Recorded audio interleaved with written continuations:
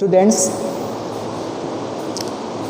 today I will teach you about linear equations.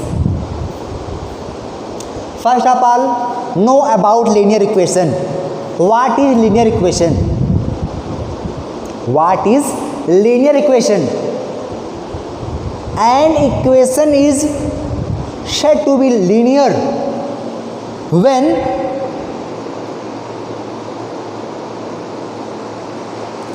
if the power of variable is 1 in that equation.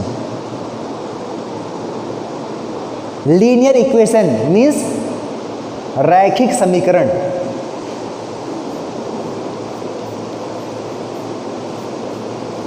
Linear equation means रैखिक समीकरण. अब किसी भी equation को linear equation नहीं कहा जा सकता. इक्वेशन लीनियर कब रहेगा? जब उसमें आए हुए वेरिएबल की मैक्सिमम पावर 1 रहेगी, तब लीनियर कहलाएगा. जैसे मान लीजिए इक्वेशन लिखा गया 4x + 1 = 5. Look at this equation carefully. 4x + 1 = 5. In this equation, the power of variable x is 1. So this equation is a type of linear equation. यह इक्वेशन में आए हुए चर x की पावर 1 है, इसलिए यह एक लीनियर इक्वेशन है. The definition of linear equation is an equation is said to be linear if the power of variable is 1. For example, 4x + 1 = 5, 5x/3 = 20, 3x - 2 = 4, 5x + 10 = 20. These are the examples of linear equations. Understand? Once again, I repeat the definition of linear equation. An equation is said to be linear if the power of variable is 1. For example, 4x + 1 = 5, 5x + 10 = 20, 5x/3 = 20, 3x - 2 = 4. In these equations, the power of x is 1. So these are the examples of linear equations. Understand? Now the next topic is solution of a linear equation in one variable. Solution of a linear equation in one variable. If the value of the variable satisfies the left hand side to the right hand side, then the value of the variable called its solution. Understand? जब equation में variable की value put करने पर left hand side right hand side के equal आ जाता है, तब कहते हैं वेरिएबल की वह वैल्यू उस इक्वेशन का सलूशन है. जब किसी रैखिक समीकरण में आए हुए चर का मान रखने पर बायां पक्ष दाहिने पक्ष के बराबर हो जाता है, तब कहा जाता है समीकरण चर का वह मान उस समीकरण का हल है। First of all I repeat the definition of linear equation again. If an equation is said to be linear if the power of variable is 1. These are the examples of linear equations. After linear equation, you have to know what is the solution of linear equation. If the value of variable satisfies, means equals to left hand side to right hand side in equation, then the value of variable is called the solution of equation. जब किसी समीकरण में, जैसे मान लीजिए आपका equation है 4x + 1 = 5. This is a linear equation. Put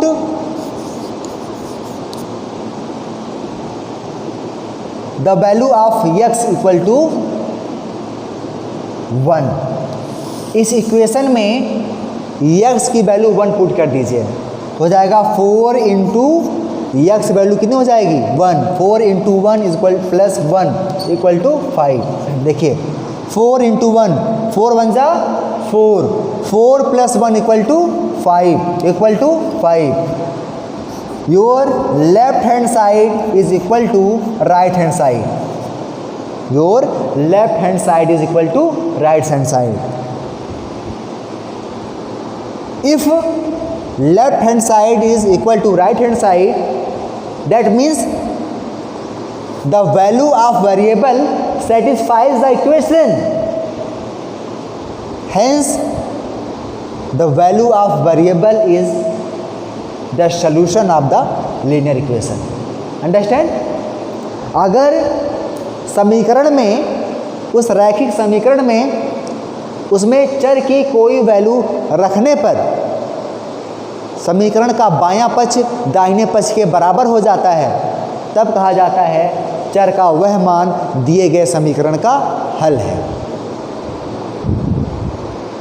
आगे आपको पढ़ना है rules for solving a linear equation.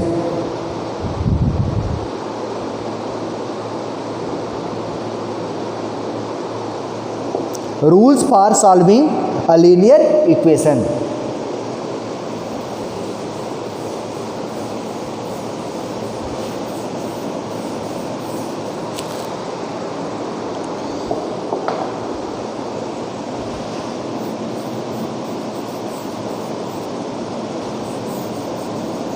Rules for solving a linear equation.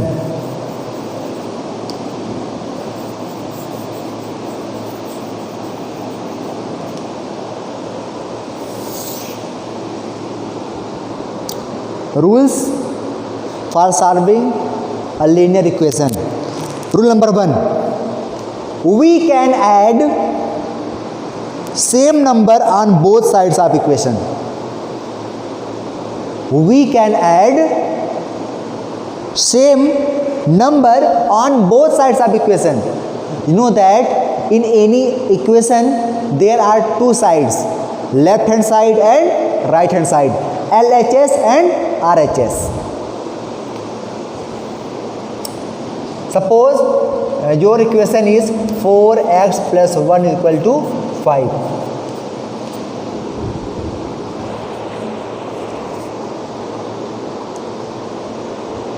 The terms on your left hand is known as left hand side, and the terms on your right hand is known as right hand side. LHS and RHS. L for left, H for hand, S for side, R for right, H for hand, S for side. The terms on the left of your hand, the terms on the left hand is known as left hand side, and the terms on your right hand is known as right hand side.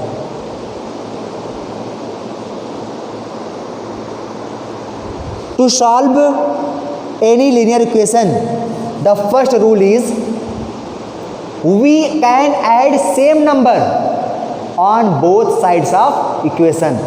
हम किसी भी linear equation में कोई समान संख्या समीकरण के दोनों पक्षों में जोड़ सकते हैं। जैसे मान लीजिए 4x + 1 ये आपका लेफ्ट हैंड साइड में है, 5 आपके राइट हैंड साइड में है। मान लीजिए आप किसी भी नंबर को इसके दोनों साइड में जोड़ सकते हैं, लेकिन नंबर सेम होनी चाहिए। जैसे मान लीजिए 4x + 1, आप दोनों साइड में 5 ऐड कर दीजिए, इधर भी 5 ऐड कर दीजिए और इधर भी 5 ऐड कर दीजिए। 4x + 1 आपका पहले से था, ये पहले से है, आपने बाद में कितना ऐड किया, 5 को ऐड किया। यहाँ आपका 5 पहले से था, बाद में कितना ऐड किया, आपने 5 ऐड किया। तो पहला रूल यह था सॉल्विंग का, आप किसी भी सेम नंबर को इक्वेशन के बोथ साइड्स में ऐड कर सकते हैं। सेम नंबर इक्वेशन के दोनों साइड में ऐड करने पर इसकी वैल्यू पर कोई फर्क, कोई प्रभाव नहीं पड़ेगा। आप समीकरण के दोनों पक्षों में कोई समान संख्या जोड़ सकते हैं। रूल नंबर 2,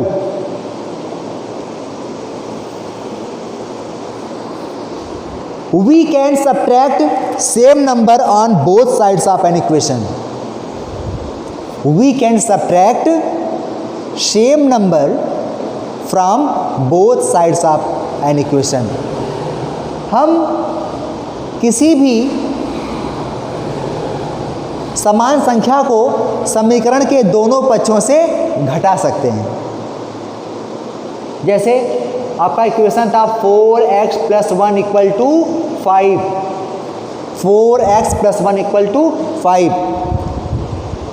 यह आपका LHS है लेफ्ट हैंड साइड, यह आपका RHS है राइट हैंड साइड। इस इक्वेशन के दोनों साइड्स में से आप किसी सेम नंबर को सब्ट्रैक्ट भी कर सकते हैं। जैसे आप आसानी से ऐड कर लेते थे, इसके मान पर कोई प्रभाव नहीं पड़ता था, वैसे ही किसी भी समान संख्या को इसके दोनों पक्षों में से घटाने पर भी इसके मान में कोई परिवर्तन नहीं होता। मान लीजिए 4x + 1, दोनों पक्षों से हमने 2 को घटा दिया। ये आपका पहले का समीकरण था 4x + 1 = 5, ये पहले से हमने नोट कर लिया। समीकरण के लेफ्ट साइड से भी हमने 2 को सेपरेट किया है, समीकरण के राइट साइड से भी हमने 2 को सेपरेट किया है।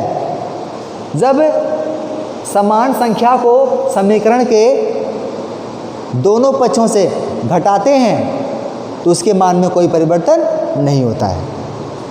रूल नंबर 3,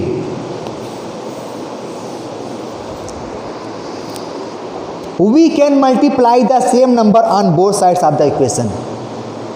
हम किसी भी इक्वेशन के दोनों साइड्स में किसी भी सेम नंबर को मल्टीप्लाई कर सकते हैं। जैसे 5x + 2 = 15 है, यह आपका लीनियर इक्वेशन है। इसके दोनों साइड्स में आप किसी भी सेम नंबर से मल्टीप्लाई कर सकते हैं। मान लीजिए आपने 10 से इधर भी मल्टीप्लाई कर दिया और आपने 10 से इधर भी मल्टीप्लाई कर दिया, तब भी इसकी वैल्यू पर, इसके मान में कोई परिवर्तन नहीं होगा, कोई चेंजिंग नहीं आएगी। क्यों?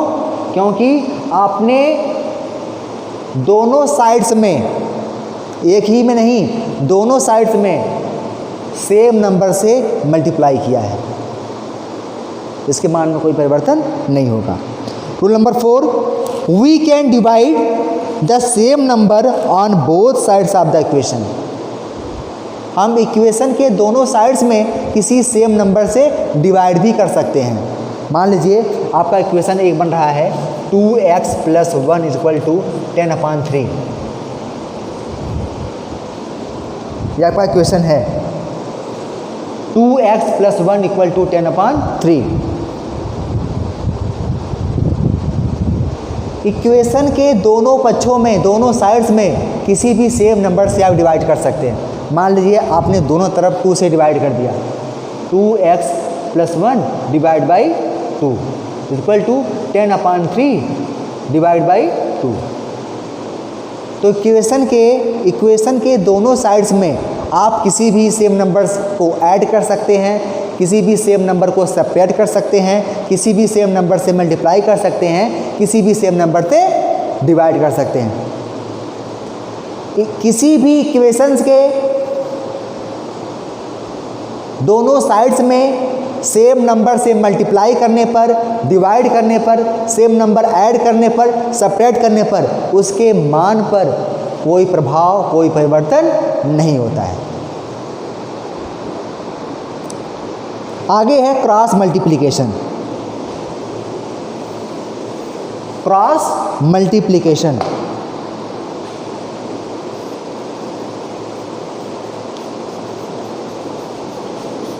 तिर्यक गुणा।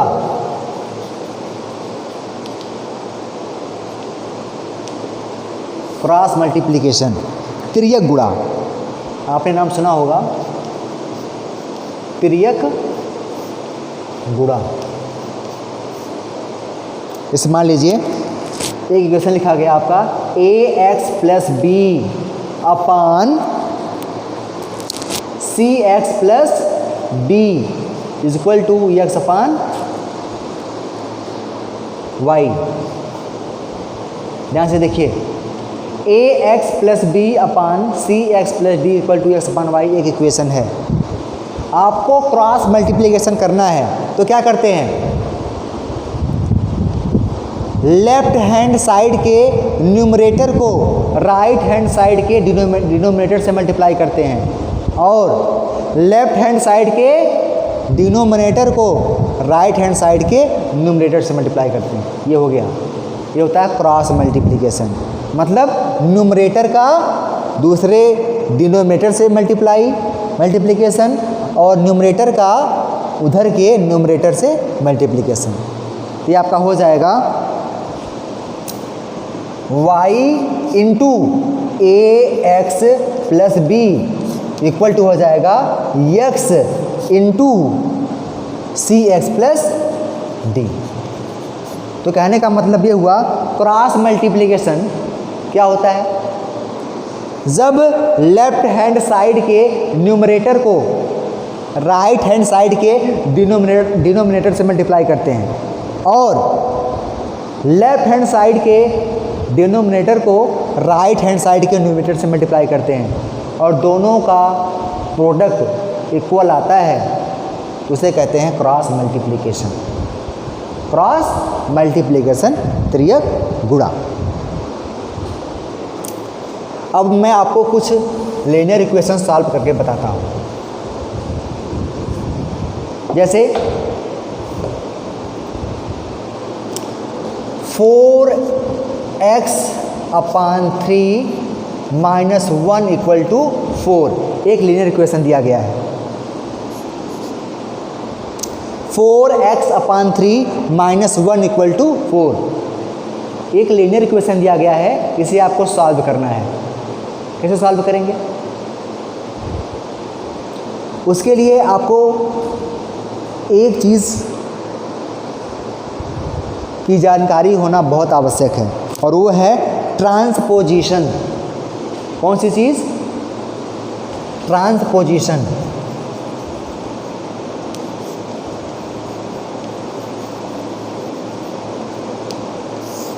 Transposition, if any term of an equation taken from one side to another, जब किसी इक्वेशन में किसी टर्म को एक साइड से दूसरे साइड में ले जाया जाता है, then the sign of the term changes, तो उस टर्म का चिन्ह, उसका साइन बदल जाता है। यही ट्रांसपोजिशन है। फिर से सुनिए, if any term of an equation is taken from one side to another, then the sign of the term changes. जब समीकरण में किसी भी टर्म को एक साइड से दूसरे साइड में ले जाया जाता है, तब उसका चिन्ह बदल जाता है। कैसे बदलता है, प्लस का हो जाता है माइनस, माइनस का हो जाता है प्लस, मल्टीप्लाई का हो जाता है डिवाइड, और डिवाइड का हो जाता है मल्टीप्लाई। इसी में होता है, प्लस का माइनस में होगा, माइनस का प्लस में, मल्टीप्लाई का डिवाइड में होगा, डिवाइड का मल्टीप्लाई में। यही है ट्रांसपोजिशन। अगर आपने इतना सीखा होगा तो आप इस इक्वेशन को सॉल्व कर पाएंगे। आपका इक्वेशन दिया गया है 4x/3 - 1 = 4। इस लीनियर इक्वेशन को सॉल्व करना है। चलिए सॉल्व करते हैं। आपका लीनियर इक्वेशन दिया गया है 4x/3 - 1 = 4। क्या करेंगे आप? सबसे पहले 1 को 1 -1 आपके लेफ्ट हैंड साइड में है, इस -1 को ट्रांसपोज करेंगे कहाँ? राइट हैंड साइड में। -1 टर्म जो है लेफ्ट हैंड साइड से निकल करके जाएगा राइट हैंड साइड में, तो यहाँ आपका बचेगा 4x/3। अब देखिए ध्यान से, यहाँ इक्वल टू है, 4 है, माइनस ट्रांसपोजिशन में माइनस इसमें चेंज होता है प्लस में। ये आपका -1 था, या इधर हो जाएगा आपका +1। माइनस इसमें चेंज होगा प्लस में, 1 ही रहेगा। तो ये आपका हो जाएगा 4x/3 = 4 + 1 = 5। आगे देखिए, डिवाइड किस में चेंज होगा? मल्टीप्लाई में। ये आपका हो जाएगा 4x = 5 इंटू डिवाइड है ना, किसमें चेंज हो जाएगा? डिवाइड चेंज होगा मल्टीप्लाई में, 5 × 3 तो हो जाएगा 4x = 5 3 × 15। अब देखो 4 × x है, 4 और x के बीच में मल्टीप्लाई है, मल्टीप्लाई चेंज हो जाएगा डिवाइड में। तो आपका हो जाएगा x = 15/4। 15/4 15/4 is the solution of equation 4x/3 - 1 = 4। चलिए एक और एग्जाम्पल मैं बताता हूँ आपको, जिसमें क्रॉस मल्टीप्लिकेशन भी आया होगा।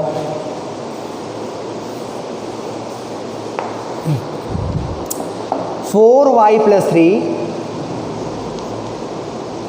Upon 6y - 2 = 1/2। देखिए इस इक्वेशन को सॉल्व करना है, वो भी क्रॉस मल्टीप्लिकेशन से। तो सबसे पहले आप क्रॉस मल्टीप्लाई कर दीजिए। कैसे? फर्स्ट टर्म के न्यूमरेटर को मल्टीप्लाई कीजिए सेकंड टर्म के डिनोमिनेटर से। 2 का मल्टीप्लाई होगा 4। पहले आप ये जो पूरा टर्म है उसको आप ब्रैकेट में कर लीजिए, उसमें मल्टीप्लाई कीजिए कितने से? 2 से। इक्वल टू है, इक्वल टू लगाइए।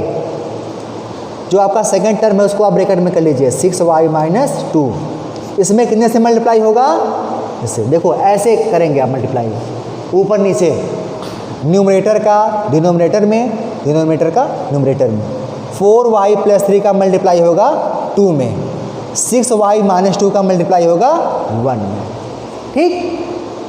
अब देखिए 2 × 4y, 2 × 4y, 4 2 = 8y plus 2 3 = 6 = 1 6 = 6y -1 2 = 2। अब देखिए 8y इधर है, इधर आपका 6y है। अब 6y को राइट हैंड साइड से ले जाएंगे हम लेफ्ट हैंड साइड में। यहाँ प्लस है, प्लस का ट्रांसपोजिशन हो जाएगा माइनस में, 8y - 6y = इधर देखिए ध्यान से, इधर +6 है लेफ्ट हैंड साइड में। जब लेफ्ट हैंड साइड में +6 है, जब इसको ले जाएंगे राइट हैंड साइड में कितना हो जाएगा? प्लस का -6 हो जाएगा, और -2 आपका ऑलरेडी पहले से ही था। अब देखिए 8y - 6y = 2y = अब देखो -6 और -2 दोनों समान चिन्ह हैं, सेम साइंस हैं, आपस में जुड़ जाएंगे। 6 और 2 कितने हो जाएगा? 8। लेकिन साइन वही रहेगी पुरानी वाली, माइनस। y में देखिए 2 का क्या है, मल्टीप्लाई है, मल्टीप्लाई का अपोजिट क्या हो जाएगा, डिवाइड। -8/2, 2 1 जा 2, 2 4 जा 8, कितना आया, -4। y equals to -4। इसी प्रकार लीनियर इक्वेशन को सॉल्व करते हैं।